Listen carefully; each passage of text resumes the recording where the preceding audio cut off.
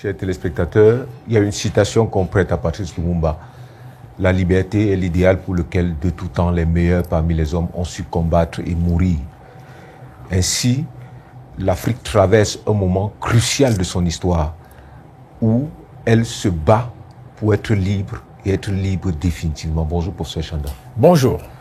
Professeur Chanda, samedi dernier, survient comme ça quelque chose qu'on peut célébrer ou alors dont on doit avoir peur, peut-être à la conclusion de l'entretien que vous nous direz, l'Alliance des États du Sahel. Comment est-ce que vous avez accueilli l'événement? Avec votre permission, je voudrais déjà ajouter quelque chose à la citation de Patrice Lumumba. J'ai d'ailleurs donné son nom à un de mes enfants. Il ajoute aussi, l'histoire de l'Afrique s'écrira demain et par les Africains. Ce sera une histoire de sang et de larmes, de souffrances, et non une histoire fabriquée, concoctée, arrangée à New York, Paris, Londres, par ceux qui nous ont pris pour des singes et nous contemplent à distance comme des perdus, des animaux. Merci. Ça, c'est Patrice Lumumba. Déjà, vous savez, ça c'est dans... Il faut encore donner une précision. C'est dans la dernière lettre adressée à sa deuxième épouse, Pauline. Mm-hmm. Voilà, cette citation est là-dedans. C'est pendant qu'il était en captivité dans le Kasaï. Alors, ce que je dois dire, c'est que moi, personnellement, j'ai été très content. Et comme beaucoup d'autres personnes d'ailleurs, parce que on a un sentiment, d'ailleurs légitime, qu'un soleil neuf se lève sur l'Afrique. Et que les Africains sont en train de prendre conscience de ce qu'ils doivent prendre leur destin en main, finalement, et l'assumer. Ils ne sont que 3 États, mais je dois attirer votre attention sur le fait que une des meilleures intégrations régionales, sous-régionales, qui a le plus fonctionné en Afrique, jusqu'au coup d'État en Ouganda, c'était l'Organisation des États de l'Afrique de l'Est. Ils avaient une compagnie aérienne, ils avaient même des compagnies de transport maritime. C'était extraordinaire. Donc, quelqu'un doit toujours commencer quelque part. S'ils sont 2, c'est bien. S'ils sont 3, c'est encore mieux. S'ils sont 3 sur 51, c'est très bien. Ça indique le chemin. Vous dites souvent que la foule ne fait pas l'histoire.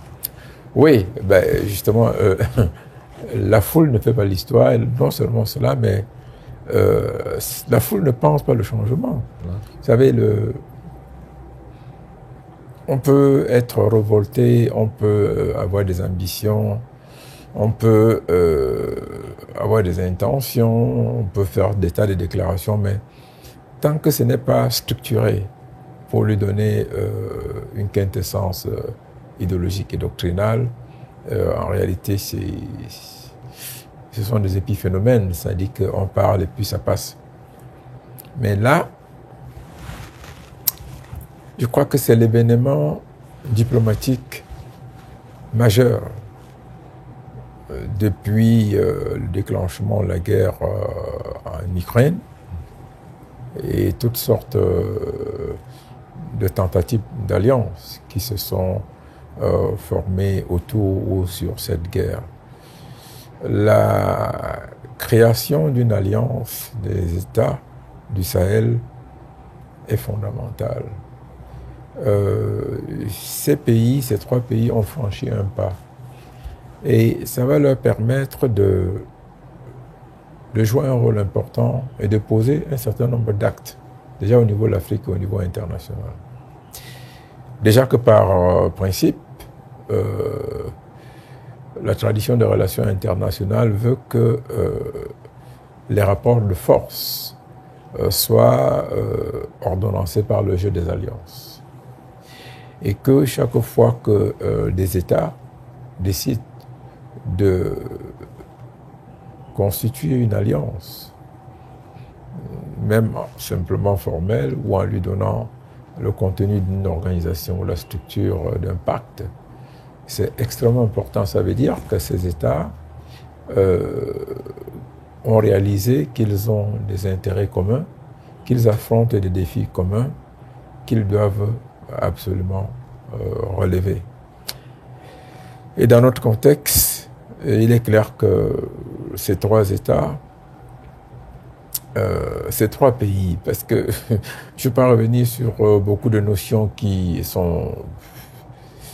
demeurent imparfaites au regard de la structuration des normes du droit international ou de la pensée science politicienne tout court. État, ça ne veut rien dire, on nous a enfumé l'air avec l'État. Peut-être qu'il faut parler de pays et des nations, c'est encore bon. Alors ces trois nations ont posé un acte très intelligent. Il ne vous échappe pas que depuis qu'ils ont décrété le départ de troupes étrangères de leur territoire, il y a une recrudescence des bandes armées. Oui. Et les médias occidentaux, américains, européens, se complaisent chaque jour à dire on a occupé telle ville au Mali, oui. On a attaqué au Niger, on a attaqué au Burkina Faso. Comme pour célébrer une situation. Oui, comme pour célébrer ces situations-là, en fait, qu'elles créent maintenant, qu'elles sont en train de créer et qu'elles entretiennent. Ça me permet de revenir quand même sur quelque chose de fondamental. Il n'y a qu'en Afrique qu'on peut voir ce qui s'est passé au Burkina Faso, où on a vu Blaise Compaoré atterrir et repartir librement. Oui. Quelqu'un qui a commis un crime d'une rare,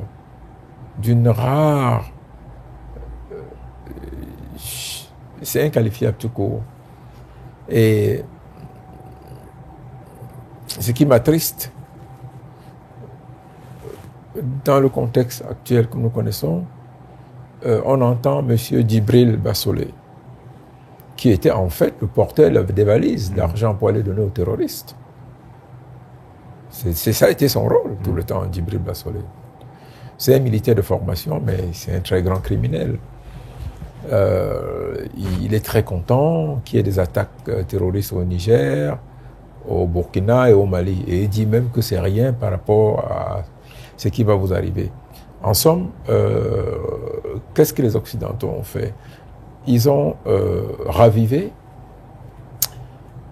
tous les groupuscules terroristes qu'ils avaient créés et qu'ils entretenaient en les utilisant comme monnaie de chantage contre ces États-là. Et il n'est pas impossible que M. Djibril Bassolé, en réalité, soit à l'œuvre aujourd'hui pour reporter ces mêmes valises, fournir les armes et tout, pour bien démontrer que la présence des Occidentaux est indispensable. Voilà. Professeur Chanda, est-ce qu'on peut considérer que cette alliance est une alliance anti-CEDEAO? Non, je pense que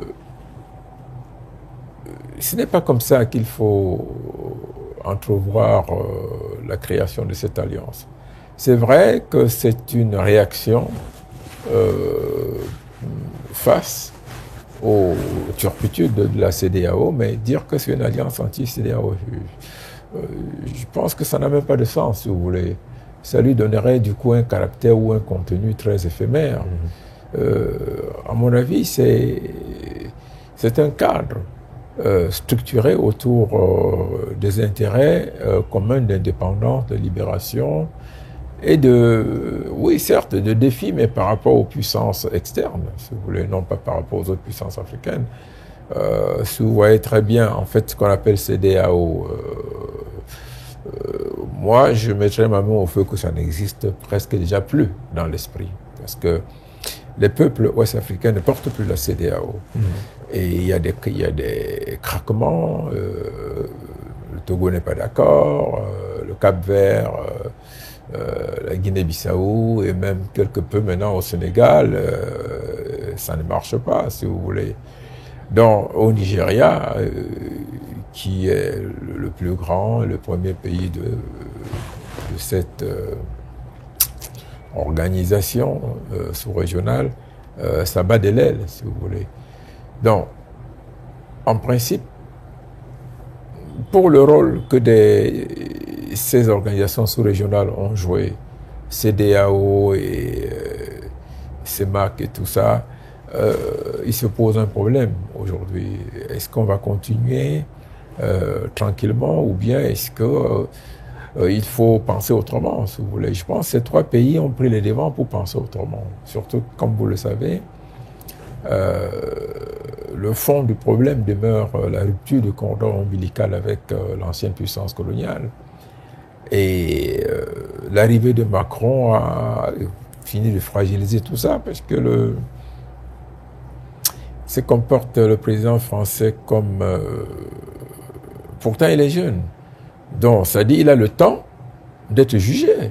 Il a le temps de voir le monde changer. Il a le temps de voir ses déclarations être battues en brèche et remises en cause. Mais il fait tout pour verser de l'huile sur le feu, si vous voulez. Tout ce qu'il dit à propos de l'Afrique ces derniers temps est insultant, est humiliant, c'est inacceptable, si vous voulez. Ça ne se dirait jamais dans les relations diplomatiques, ça ne se ferait même pas. Nous y sommes, nous y restons. Macron prend l'Afrique comme un peu le patrimoine de sa grand-mère, si vous voulez. C'est quelque chose que lui a légué ses grands-parents et ça lui appartient, ça appartient à la France. On ne bouge pas, on fait ce qu'on veut, ainsi de suite. Bon, vous savez, quand vous êtes quelque peu sensible, ça vous blesse, si vous voulez. Vous revoyez tout le discours sur le colonialisme, vous revoyez toutes les épithètes barbares et sauvages, vous revoyez, on refait circuler des images sur la traite des Noirs, les esclaves dans les cales de bateaux, battus, sodomisés, torturés, jetés par-dessus bord. Ces images reviennent, si vous voulez. Comme si on n'avait pas avancé d'un seul pas. Voilà. Et du coup, moi, ce qui m'attriste, c'est... Bon, il a réussi ces derniers temps à embarquer un de nos compatriotes que j'aime beaucoup, Achille Bembe, et il doit être bien malheureux maintenant, parce que je crois qu'Achille Bembe avait sincèrement cru en Macron, si vous voulez. Il n'était pas seul. On a vu arriver un jeune président, 39 ans, tenant un discours de complexé, et on s'est dit, peut-être qu'il va faire autrement. Malheureusement, on est là, on constate. Donc, il faut voir la constitution de cette alliance, pas comme une gâchette en direction d'autres États africains, mais davantage en direction de l'ancienne puissance coloniale. C'est un acte libérateur très très fort, si vous voulez, parce qu'au moment où cet acte est posé, nous avons le Gabon, qui nous envoie un autre son de cloche, qui n'est pas très rassurant. Nous avons le Tchad, tout ça n'est pas très rassurant. Nous sommes dans une situation plus ou moins d'attentisme au Cameroun. Et on se dit, dans ce jeu d'échecs-là, si vous voulez, comment se repositionner, que faire? Est-ce que ces trois États-là, en réalité, ne montrent pas le chemin, n'indiquent pas quelle est la nouvelle posture, si vous voulez? Quand j'ai parlé tantôt de la mainmise de l'ancienne puissance coloniale, il y a la dimension économique et financière. Et ça, c'est assez troublant. Alors, vous savez bien que ce qui lie, parmi les choses qui lient ces trois États maintenant, il y a la question monétaire, si vous voulez. Et, alors, quand on parle de la question monétaire, du coup, ce n'est pas simplement en Afrique de l'Ouest, c'est aussi en Afrique centrale. C'est ça. Et on se dit, bon, donnons-nous une année pour voir, donnons-nous 2 années pour voir. Mais d'ores et déjà, ça leur ouvre la possibilité, objectivement, de jouer un rôle fondamental comme pilote d'un nouveau courant progressiste et panafricaniste. Ensuite de 2, de se présenter sur la scène internationale comme les meilleurs porte-voix de l'Afrique libre et digne. Ça, c'est clair, il n'y a même pas de discussion là-dessus. Prof, chaque fois qu'il y a eu une initiative de ce genre en Afrique, on a toujours vu la main des Occidentaux derrière, on a dit que tel était derrière, tel finançait. Est-ce qu'on peut considérer que cette alliance est inédite? Non, elle n'est pas inédite, si vous voulez. Elle n'est pas inédite. Nous avons, je crois que je dois avoir dans ma bibliothèque, là, je dois avoir dans ma bibliothèque le droit international africain. Il y a près de 5000 textes, accords et instruments internationaux qui gouvernent les relations des États africains, près de 5000. Et vous retrouvez dans ces 5000 instruments beaucoup d'alliances, si vous voulez. Elles sont liées à des questions géographiques, elles sont liées à des questions climatiques, elles sont liées à des questions agricoles, elles sont liées à des questions de transport, et à beaucoup de choses. Mais simplement, dans le contexte que nous connaissons en ce moment, la signification est toute particulière, si vous voulez. Et à ce propos, vous avez certainement raison de penser que sans être extraordinaire, c'est quand même unique, si vous voulez, parce que qu'on le veuille ou non, les peuples africains sont aujourd'hui dans une logique de révolte. Révolte à double titre. D'abord, parce qu'ils ont le sentiment qu'ils sont très mal gouvernés. Ensuite de 2, parce qu'ils se convainquent chaque jour que dans le sort qu'ils connaissent, sur le plan interne, il y a une dimension internationale, une dimension externe. Et dans cette dimension externe, il y a la responsabilité des anciennes puissances coloniales. Et du coup, on veut rompre, si vous voulez. Et c'est d'ailleurs ce qui a motivé le titre de mon dernier livre, L'inéluctable rupture.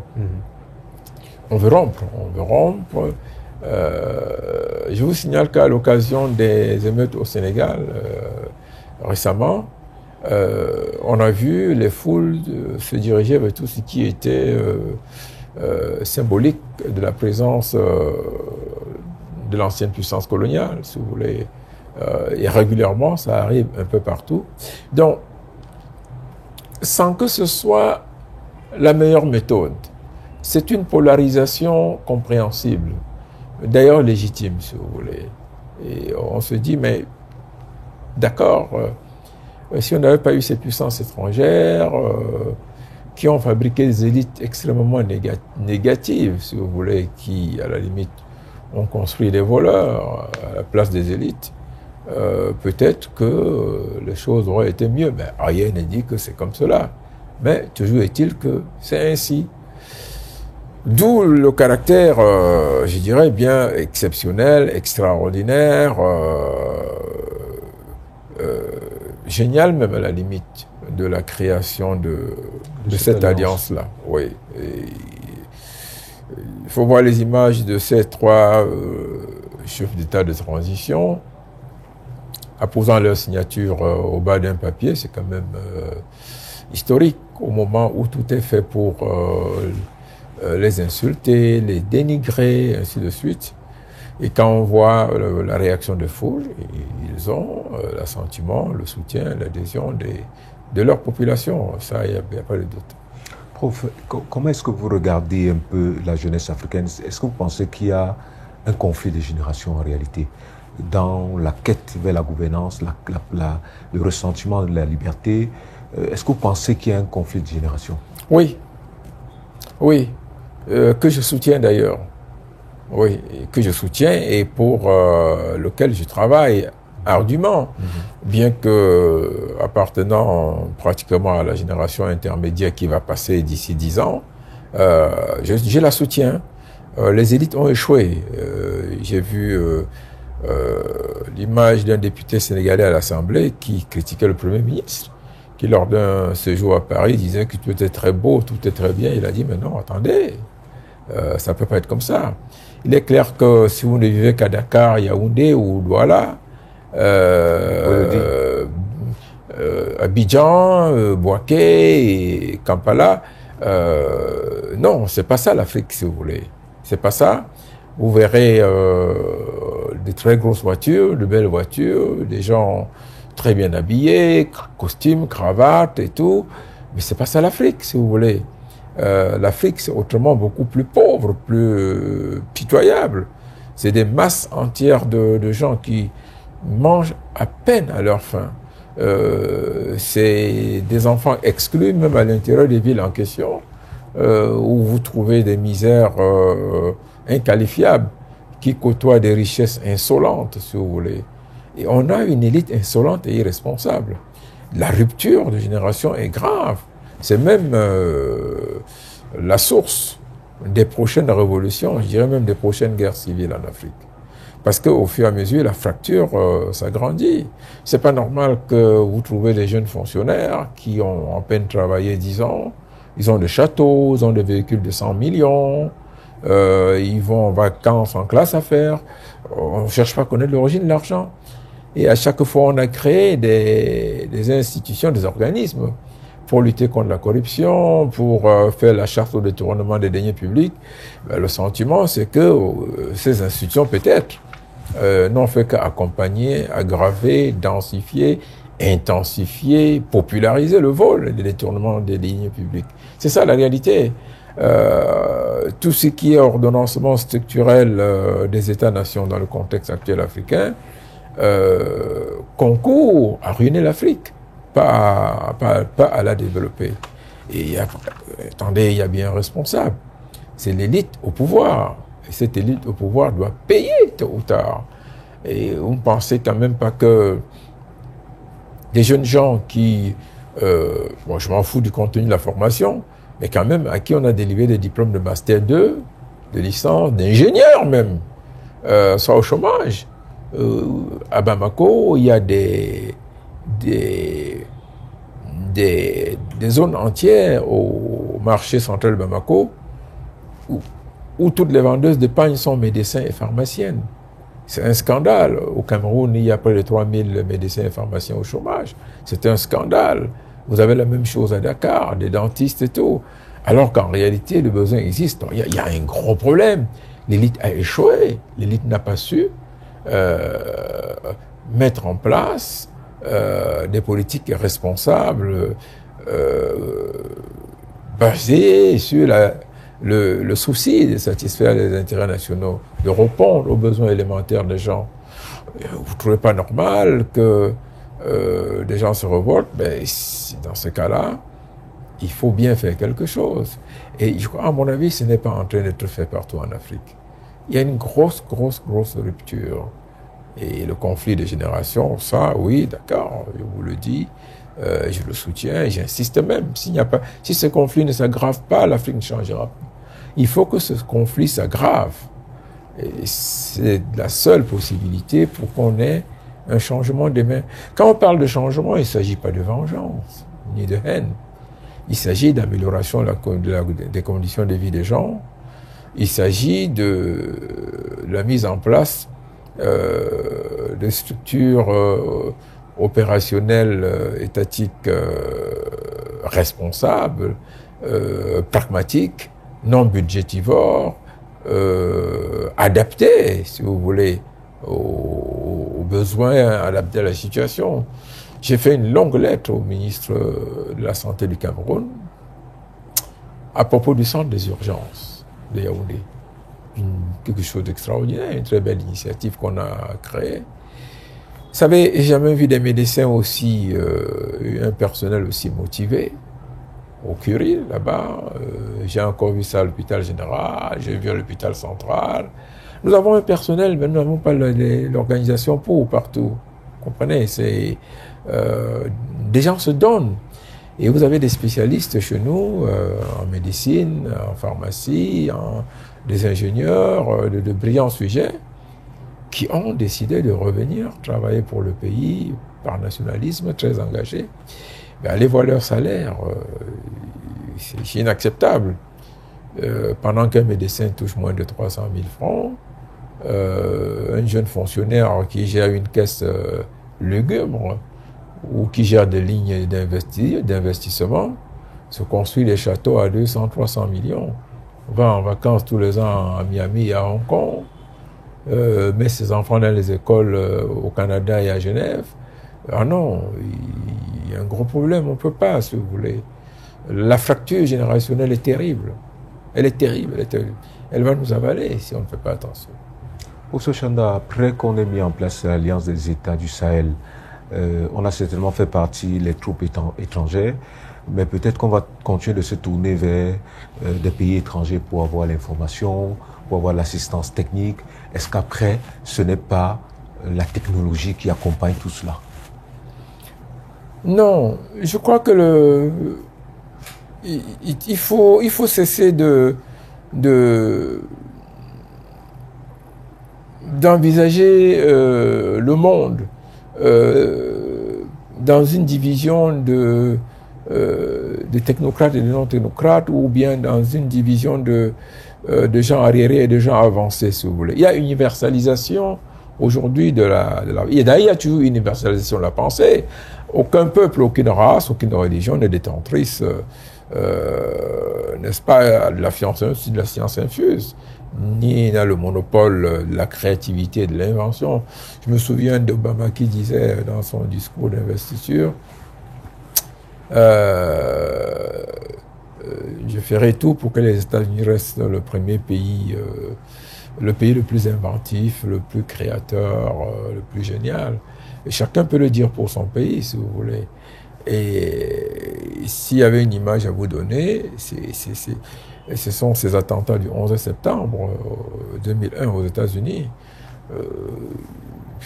Qui l'eût cru qu'une bande de jeunes allait détourner 4 avions, le piloter et le diriger vers des centres névralgiques de l'État le plus puissant du monde. Donc, non, je crois que non, si vous voulez. Il y a effectivement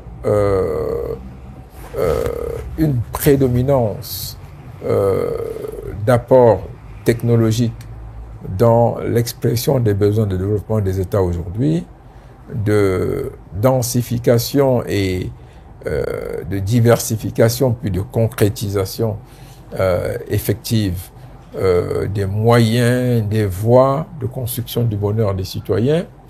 Mais ce qu'il faut retenir, c'est que tout cela, en réalité, peut dériver, et dérive même d'ailleurs toujours, de la volonté qu'ont les peuples, collectivement et individuellement, les citoyens et les citoyennes, à se prendre en charge, à travailler dur, à se responsabiliser, à prendre en charge leur propre destin et à dire on va faire et on y arrive, si vous voulez. Il faut être ambitieux. Quand on prend le Nigeria aujourd'hui, il y a une thèse au Nigeria, hein, c'est-à-dire que on n'accepte rien qu'on ne peut pas copier. Et la Chine s'est construite comme ça, si vous voulez. Le Nigeria, dès qu'il y a un nouveau véhicule, au bout de 2 ans, il fabrique toutes les pièces de ce véhicule-là. Et vous savez, la théorie qui dit que les pièces nigérianes ne sont pas bonnes, elle est fausse. Ces pays réalisent des prouesses. Moi, j'ai à plusieurs reprises fréquenté les journées des célébrations de l'invention au Cameroun. Et ce que je vois que les gens savent faire, c'est énorme. Et il faut leur donner de l'espace, il faut les encadrer, il faut les financer, il faut encourager le génie. C'est ça qui nous manque. Et ça procède des volontés politiques, si vous voulez.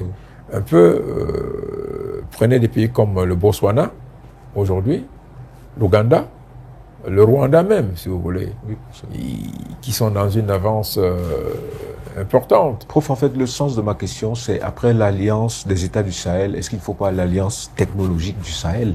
En fait, c'était ça. Oui, non, mais attendez, ça me paraît automatique, si vous voulez. C'est un peu comme on dit, le mariage pour le meilleur et le pire, si vous voulez. On est ensemble, on va faire ensemble, si vous voulez. Et puis, ce n'est pas... Ça me permet de vous redire que ce n'est pas original, si vous voulez. C'est le contexte qui lui donne une quintessence spéciale, particulière, mais ce n'est pas original. Souvenez-vous, je le dis souvent aux gens, dès la première dizaine d'années de l'indépendance, le Cameroun a créé beaucoup d'écoles. Et dans le domaine de la sécurité, par exemple, l'école de police, l'EMIA, l'école de gendarmerie, l'école des relations internationales, l'école supérieure polytechnique, on a créé beaucoup de choses. Tous ces établissements étaient internationaux, accueillaient des étudiants étrangers. Et vous savez, l'université de Dakar, j'ai fait l'université de Dakar, il y avait 32 nationalités à Dakar. Et à Dakar, il y avait une école, c'était une des rares facultés de pharmacie dans toute la zone des États francophones. C'était la seule, et ils avaient la seule école de médecine vétérinaire, même de médecine dentaire. Toutes ces écoles, tous ces établissements étaient internationaux. Je prends le cas de l'IRIC, je prends le cas de l'EMIA au Cameroun, et ainsi de suite. Donc, il n'y a rien d'original. Ce qui est important, c'est que derrière ce qui apparaît comme une prise de conscience révoltée, il y a une idéologie et des doctrines, des défis qui sont exprimés, si vous voulez. C'est cela. Entre 60 et 70, les établissements ou les institutions que j'évoque, c'était dans une démarche de raffermissement des jeunes États et non dans une démarche de défi, si vous voulez. Nous n'étions pas en contentieux avec la puissance coloniale. Nous étions dans un processus conscient, mutuellement agréé, sans aucun problème, pour que, effectivement, on se responsabilise, que nous construisions nous-mêmes les fondements humains et logistiques de soutien à notre indépendance, à nos indépendances.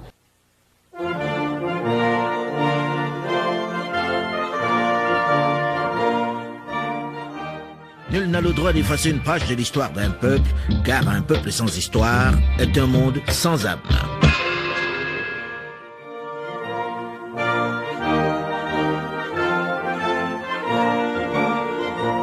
Aujourd'hui, ce n'est plus la même situation, si vous voulez. Quand on parle de sortir du couloir monétaire néocolonialiste et impérialiste, c'est un défi, c'est une révolte, si vous voulez. Et c'est pour ça que cette alliance des États du Sahel est un défi majeur. On n'est pas dans le contexte calme des années 60 et 70, on est dans un contexte à la limite guerrier, si vous voulez. Ces États ont été attaqués, sont ouvertement attaqués, si vous voulez. Vous avez une puissance occupante qui dit « Je suis chez vous, je reste, je ne vous reconnais même pas ». C'est grave, si vous voulez. Et du coup, les trois États disent « On se met ensemble, on va faire notre destin ensemble et on va investir, on va mutualiser nos énergies, nos forces et nos ambitions. » Donc, je suis d'accord avec vous, si vous voulez. C'est clair, tout se tient, si vous voulez. On n'a pas créé cette alliance pour s'amuser. On a créé cette alliance pour le vrai. Et je pense d'ailleurs que vous avez une première expression à travers le ravitaillement du Niger. On vous fait un convoi de 300 camions, n'est-ce pas, accompagnés par l'armée, depuis le Burkina jusqu'au Niger, depuis le Mali d'ailleurs jusqu'au Niger. C'est quelque chose d'extraordinaire. Ça rappelle le blocus de Berlin et ce que les puissances occidentales avaient fait autour des États-Unis, parce que Berlin était bloqué, et ainsi de suite. Donc là, vous savez, l'histoire, il faut toujours recourir à l'histoire. Ça nous enseigne beaucoup de choses. Les Africains sont capables aujourd'hui de sonner la révolte, et ces 3 États, si vous voulez, allument la flamme de la véritable indépendance. Quand j'ai entendu ça, ça m'a fait quelque chose, parce que j'ai pensé à quand j'étais encore étudiant et que pour la première fois j'avais entendu parler du Manidem à Paris, mouvement pour la nouvelle indépendance. Vous voyez, je pense que cette alliance des 3 États, c'est un peu ça, si vous voulez. C'est une alliance pour la nouvelle indépendance, ou tout simplement pour la vraie indépendance. Pour ce, quand on a fait partie les troupes étrangères, on a créé l'Alliance des États du Sahel. On va continuer à combattre, à lutter contre le terrorisme. Faut-il changer de méthode? La question fondamentale que je pose, c'est est-ce qu'il faut négocier avec les terroristes? Ou alors est-ce qu'il ne faut pas négocier avec les terroristes? D'abord, qu'est-ce que vous appelez terroriste? Question. C'est une très belle question, ça, parce que vous parlez à quelqu'un qui, maintenant, a voué toute sa vie à la médiation, si vous voulez. Je ne pense pas qu'il faille avoir une démarche guerrière et outrancière, si vous voulez. Non, ça ne paye pas. Les gens doivent se parler et il faut toujours rechercher pourquoi est-ce que un problème s'est posé, pourquoi il y a des terroristes. S'ils ont été créés artificiellement, c'est par qui? Il faut en rechercher les causes. Ça peut aussi, on peut effectivement décider de ne rien négocier avec qui que ce soit en se disant, mais écoutez, regardons un peu froidement. Si des gens ont décidé de vous détruire, comme ça a été le cas en Libye, qu'est-ce qu'on va négocier? Avec qui, si vous voulez? Mais le principe demeure la négociation et la médiation, parce que, je le disais tantôt, tant que ça survient à l'intérieur d'un pays, d'une nation, il faut tout mettre en œuvre pour essayer de rapprocher les fils et les filles du pays, pour essayer de créer des cadres, même indirects, qui puissent permettre que les têtes de proue se rencontrent et débattent, tirent des conclusions et mettent fin au conflit, si vous voulez, à la haine, à des instincts de vengeance. C'est pour cela que dans tous les grands conflits, même les grandes guerres, si vous voulez, vous avez des couloirs de négociations en cours. Pendant la crise de missile de Cuba, Robert Kennedy, le frère de John Kennedy, négociait en parallèle avec l'entourage de Khrouchtchev. Il disait, Monsieur le Président, Monsieur le Premier secrétaire du Parti communiste soviétique, ne nous faites pas ça, parce que vraiment, l'extrême droite doit prendre le pouvoir ici. Pardon, retirez vos missiles, pardon. Le président vient d'arriver, pardon, ainsi de suite. Ne l'embarrassez pas. Vous voyez, ça s'est fait. Oui. Et je peux vous révéler que la même démarche est en cours pour l'Ukraine en ce moment. Pendant qu'on agite les clairons et les sonnettes de la guerre totale à Washington, à Paris, Londres et Berlin, des gens en coulisses disent non, voyons comment on peut en sortir avec la Russie. Et ça, c'est une excellente démarche. Donc, non, je pense que merci, vous me permettez de ressouligner quelque chose. Le monde n'existerait plus, il aurait disparu 20 fois si la tendance radicalisante et obsessionnelle de la guerre avait prédominé depuis 1945.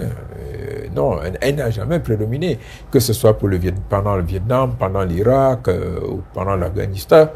Il y a toujours eu des couloirs de négociation pour essayer de... D'ailleurs, c'est à cause de cela que ces conflits prennent fin, si vous voulez, sinon ils ne prendraient jamais fin. Alors, si on se reporte dans le cas d'Afrique, il y a au moins 2 choses. La première, c'est que vous savez très bien qu'avant qu'on assassine Kadhafi, On n'a pas entendu parler d'un Sahel envahi par les terroristes, si vous voulez. Moi-même, je suis allé en Europe en faisant de pays en pays. À cette époque, j'ai traversé le désert du Sahara. Il n'y avait pas de bruit de terroristes, si vous voulez. C'est l'Occident, la France, les États-Unis et leurs petits amis ont créé le terrorisme au Sahel, si vous voulez. C'est leur création. Aujourd'hui, c'est que faire, si vous voulez.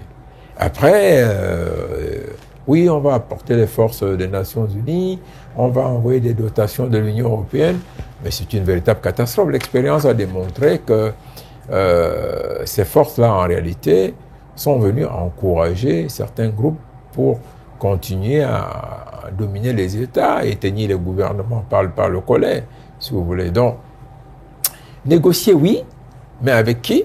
Dans quel contexte? Il faut bien identifier les partis en présence, leurs ambitions, leurs origines, et puis mesurer jusqu'où est-ce qu'on peut aller, parce qu'il y a quand même la survie, il y a l'intégrité, il y a la dignité des États, leur souveraineté en cause, si vous voulez. Si négocier veut dire que on va donner le pouvoir à des groupuscules de criminels, de trafiquants de drogue, fabriqués à Paris, à Washington ou à Londres, c'est inacceptable, si vous voulez. Il vaudrait mieux dans ce cas-là mourir pour la patrie. Et j'aime mieux dire que ce qui se passe en ce moment ressemble à s'y méprendre exactement à cette situation. Ce n'est pas un hasard. Du jour au lendemain, ces troupes sont parties et du coup, on vous dit, il y a des cortèges de 4x4 avec des gens armés jusqu'aux dents. Ça vient d'où ces armes? C'est fourni par les Occidentaux, si vous voulez. Et ils ont décidé, on va tout gâter, on va leur enlever le sommeil, puisqu'ils nous ont chassés. Et il faut bien comprendre que l'enjeu, ce sont les vastes ressources minières de la zone sahélienne.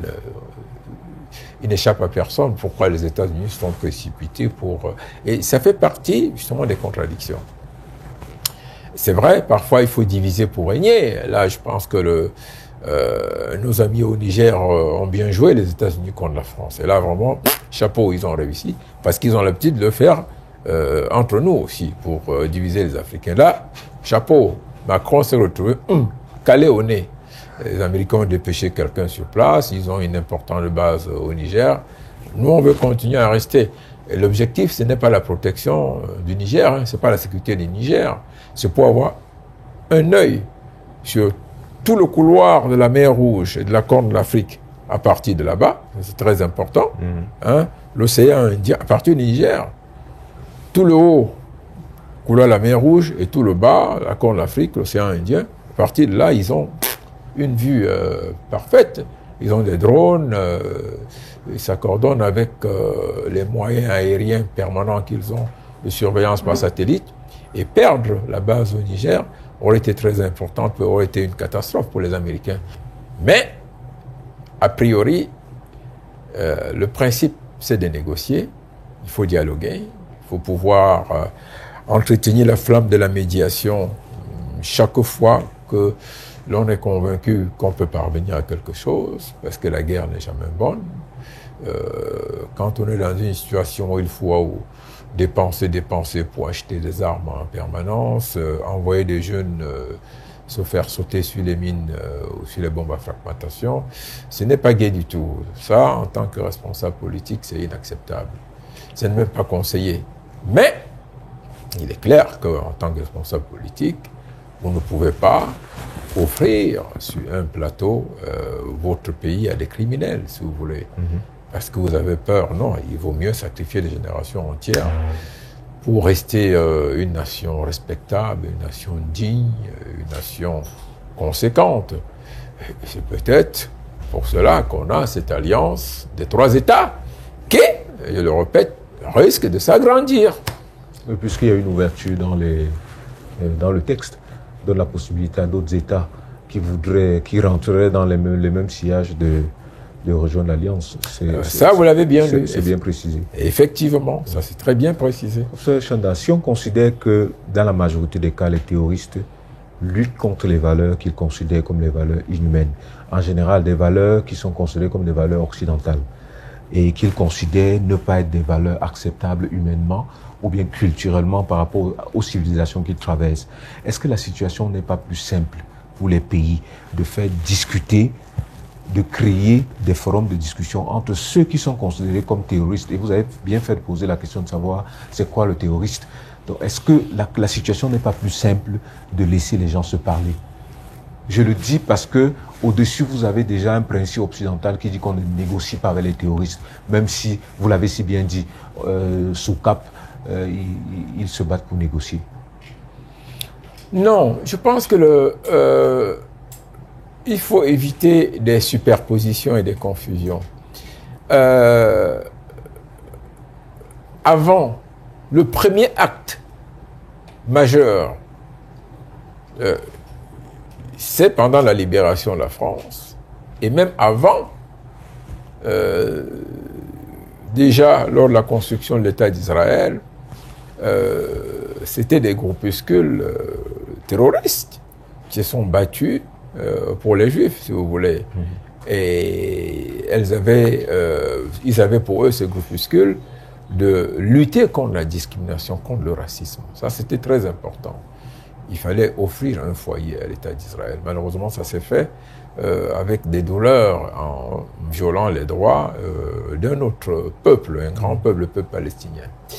Et puis, en remontant toute la libération de la France, ce qu'on a appelé les forces françaises libres, c'était des organisations terroristes, mais légitimées par le souci et le besoin de libérer le territoire français des occupants nazis.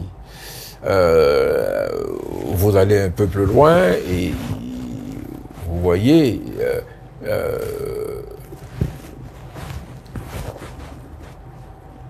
la lutte de libération du peuple algérien, le FLN, le Front de Libération Nationale en Algérie, et puis le Néo-Destour, même en Tunisie, on a eu recours à des actes terroristes.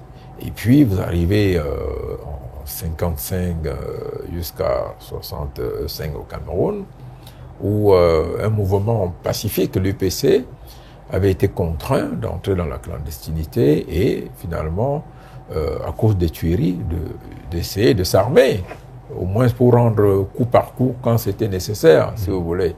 Et remontons après ça en 72, qui est un des premiers actes contemporains très durs, aux Jeux Olympiques de Berlin en 1972, ce qu'on a appelé le commando Septembre Noir, qui a attaqué le village olympique et attaqué la maison où des athlètes israéliens. C'était terrible, si vous voulez, de rappeler. C'est terrible de rappeler ces choses-là. C'est des souvenirs impensables. Et par la suite, parce que la question palestinienne est devenue une question arabe, et parce que la question arabe s'est muée en réalité en une question de l'islam contre l'Occident, oui. Donc contre la religion chrétienne, les gens ont revêtu le manteau d'un islam radical pour combattre ce qu'on a appelé les diables de l'Occident, judéo-chrétiens, et même combattre ce qu'on a appelé, si vous voulez donc, les traîtres alliés à l'Occident, si vous voulez. Et je pense que la manifestation la plus éloquente, c'est la révolution islamique en Iran, avec l'ayatollah Khomeini, qui a renversé le Shah, l'a contraint à l'exil et à la mort en exil. Et je pense, à partir de là, vous avez eu vraiment le feu dans le monde avec le discours islamiste. Donc, je veux dire qu'il faut faire attention, il ne faut pas construire les amalgames, si vous voulez, parce que on est arrivé à un point où il ne fait pas bon d'avoir une grande barbe ou une djellaba dans un aéroport, parce que on a l'œil sur vous, on vous contrôle, ainsi de suite. On a confondu toute une religion, toute une culture au terrorisme, si vous voulez. Et là, c'est extrêmement dangereux. Alors, ce qu'il faut dire, c'est que chacun peut considérer que son vis-à-vis est un terroriste. à partir de ses propres critères. De ses propres critères, si vous voulez. Oui. La manière dont vous construisez vos droits, la légitimité de vos droits et le jugement que vous portez à l'opposition qui vous est faite, si vous voulez. Quand il y a eu les attentats du 11 septembre 2001 aux États-Unis, pendant que des messages affluaient de partout, dans beaucoup de pays arabes, on dansait dans la rue, on portait les effigies de Ben Laden qui étaient vendus plus que des bâtons de cigarettes. C'était très populaire. En fait, pas parce qu'ils étaient contents que 3000 à 3500 Américains aient été tués, des innocents d'ailleurs, pour la plupart, mais pour eux, si vous voulez, on avait frappé le grand Satan. Ouais, c'était pas le peuple américain. On voyait le gouvernement américain, la politique américaine, ainsi de suite. Et des gens étaient contents parce qu'ils faisaient des États-Unis, du gouvernement américain, le principal responsable des malheurs des Arabes. Et quand on dit des malheurs arabes, de l'humiliation subie par tous les Arabes à cause de l'occupation des territoires palestiniens et de l'oppression des Palestiniens. Donc, je pense que il faut éviter l'amalgame, si vous voulez. C'est pour ça que j'ai beaucoup du mal aujourd'hui à parler des terroristes, si vous voulez, même des terrorismes, parce que même chez vous, c'est pour ça qu'on dit terroriser, si vous voulez. En fait, quelqu'un qui oppresse en permanence sa femme, lui porter des coups, c'est un terroriste. L'inverse est vrai, il y a des femmes qui tapent sur des hommes et qui font pire, c'est du terrorisme également. Donc, chacun a son terrorisme. Et dans le contexte de la gouvernance et de la contestation des systèmes de gouvernance et des régimes politiques, il faut faire assez attention aujourd'hui. C'est pour cela qu'il est toujours important d'avoir le bon discernement. Et le bon discernement vous conduit à l'inévitabilité du dialogue et de la négociation pour mettre fin à des sentiments de révolte. Parce que quand on n'y prête pas attention, les sentiments de révolte peuvent être maîtrisés, mais elles peuvent également se muer en banditisme et en criminalité incontrôlable. Pour cette dernière question, est-ce qu'il faut souhaiter des alliances sur le continent africain? Des alliances de tout type, alliances de développement, alliances technologiques, politique agricole commune, associations entre les États pour des défis de manière à réduire notre dépendance vers l'extérieur? C'est indispensable, je vous l'ai dit tantôt. Comment est née l'Union européenne actuelle? C'est l'Allemagne et la France, oui. La communauté européenne du charbon et de l'acier, vous comprenez, dont on pense à Willy Brandt, ainsi de suite, et à tout le reste. C'était ça, c'était la communauté européenne du charbon et de l'acier, c'était l'Allemagne et la France d'abord. Il faut, et d'ailleurs j'ai précisé, tout le système de vécu et d'avancée des relations internationales repose sur une constellation d'alliances qui peuvent se muer en cadre permanent, en cadre formel ou informel, en cadre structuré devenu conventionnel, et dans tous les cas, ce sont des instruments indispensables. Donc, ces alliances, ce n'est même pas qu'on doit souhaiter, ces alliances existent. Mais maintenant, c'est le contenu doctrinal et idéologique qui est important. Je vous l'ai dit tantôt, ce qui fait problème, c'est ce qu'est devenu la CEDEAO et comment la CEDEAO est perçue comme un instrument néocolonial. Et c'est pour cela que la création de cette alliance intervient comme une gâchette, un défi, si vous voulez, une prononciation du stade sublime de la révolte portée par 3 États qui ne se reconnaissent plus dans la structuration, l'organisation, les ambitions et les déclarations de la CEDEAO.